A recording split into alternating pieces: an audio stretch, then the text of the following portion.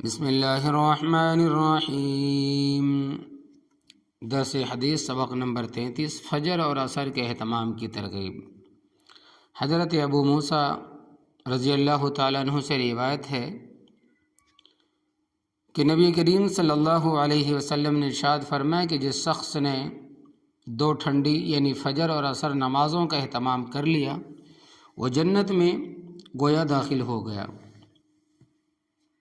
بخاری اور مسلم کی روایت ہے۔ حضرت ابو زہرہ عمارہ ابن رویبہ رضی اللہ تعالیٰ عنہ کہتے ہیں کہ میں نے رسول اللہ صلی اللہ علیہ وسلم سے سنا کہ وہ شخص ہرگز جہنم میں داخل نہیں ہوگا جو سورج نکلنے سے پہلے اور سورج غروب ہونے سے پہلے نماز پڑھتا ہو، یعنی کہ فجر اور عصر۔ احادیث میں تاکید تو پانچوں نمازوں کے اہتمام کی آئی ہے، لیکن فجر اور عصر کے خاص طور پر اہتمام کی ترغیب آئی ہے، اس لیے کہ عام طور پر فجر کی نماز میں نیند کے غلبے کی وجہ سے کاہلی اور سستی ہو جاتی ہے، اور عصر کا وقت دنیا و کاروباری کاموں کی مشغولیت کا وقت ہوتا ہے، اس لیے جماعت کی نماز نکل جاتی ہے یا ایک دو رکعت نکل جاتی ہے۔ جو فجر اور عصر کی نمازوں کا اہتمام کرتا ہوگا، بقیہ تین نمازوں کا ادا کرنا اس کے لیے اور بھی بہت زیادہ آسان ہو سکتا ہے۔ حضرت ابو بصرہ غفاری رضی اللہ تعالی عنہ بیان کرتے ہیں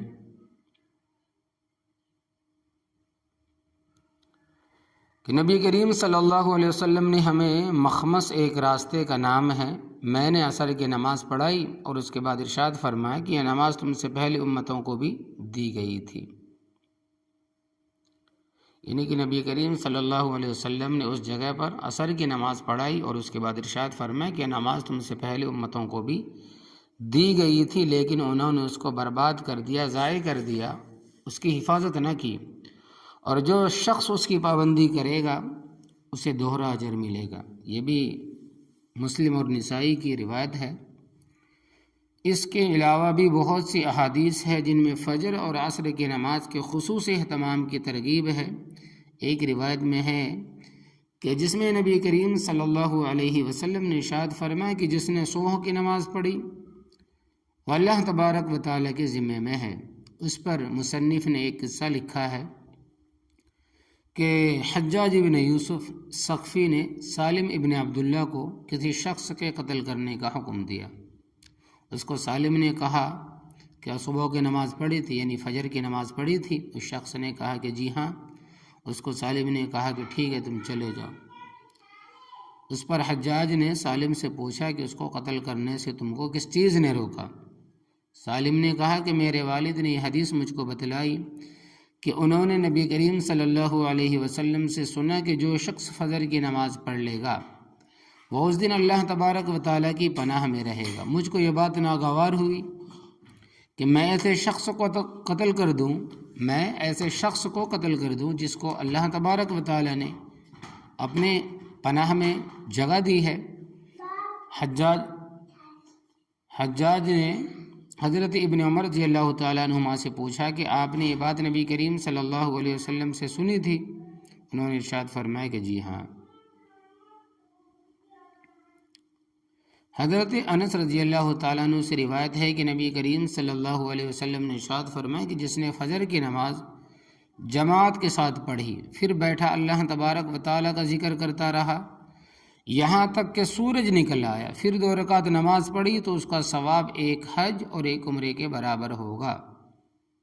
حضرت انس رضی اللہ تعالیٰ عنہ فرماتے ہیں کہ نبی کریم صلی اللہ علیہ وسلم نے یہ بھی فرمایا کہ پورا یعنی کامل ایک حج اور ایک عمرے کا ثواب ملے گا۔ حضرت انس رضی اللہ تعالیٰ عنہ سے روایت ہے کہ نبی کریم صلی اللہ علیہ وسلم نے ارشاد فرمایا کہ میں فجر کی نماز سے سورج نکلنے تک ایسے لوگوں کے ساتھ بیٹھوں جو اللہ تبارک و تعالیٰ کے ذکر میں لگے ہوں، یہ مجھے اس سے زیادہ پسند ہے کہ میں حضرت اسماعیل علیہ السلام کی اولاد میں سے 4 غلام آزاد کر دوں، اور اسی طرح عصر سے لے کر سورج ڈوبنے تک میں اللہ تبارک و تعالیٰ کا ذکر کرنے والوں کے ساتھ بیٹھوں، یہ مجھے اس سے زیادہ پسند ہے کہ میں حضرت اسماعیل علیہ السلام کی اولاد میں سے 4 غلام کو آزاد کروں۔ اور ایک روایت میں اس کے ساتھ یہ بھی ہے کہ ان غلاموں میں سے ہر ایک کی قیمت 12,000 ہو۔ ایک روایت میں یہ بھی ہے کہ حضور اقدس صلی اللہ علیہ وسلم کا ارشاد ہے کہ میں ایک جماعت کے ساتھ صبح کی نماز کے بعد سورج نکلنے تک ذکر میں مشغول رہوں، یہ مجھے دنیا اور دنیا کی تمام چیزوں سے زیادہ محبوب ہے۔ اسی طرح عصر کی نماز کے بعد سے غروب تک ایسی جماعت کے ساتھ ذکر میں مشغول رہوں، یہ مجھے دنیا اور دنیا کی تمام چیزوں سے زیادہ محبوب ہے۔ تو احادیث مبارکہ میں کثرت سے عصر اور فجر کے بعد اللہ تبارک و تعالیٰ کے ذکر کرے، اللہ تبارک و تعالیٰ کے ذکر کے فضائل وارد ہوئے ہیں۔ اس لیے مشائخ علماء کا ان 2 وقتوں میں خصوصیت سے اللہ تبارک و تعالیٰ کا ذکر کرنے کا معمول رہا ہے۔ بالخصوص فجر کے بعد فقہا بھی اہتمام فرماتے ہیں۔ مدونہ کتاب میں امام مالک رحمۃ اللہ علیہ سے نقل کیا گیا ہے کہ فجر کی نماز کے بعد طلوع آفتاب تک باتیں کرنا مکروہ ہے، اور حنفیہ میں سے صاحب در مختار رحمۃ اللہ علیہ نے بھی اس وقت باتیں کرنا مکروہ لکھا ہے۔ تو یہ حدیث مبارکہ ہے کہ فجر اور عصر کی نماز کے اہتمام کرنے کی ترغیب کے بارے میں۔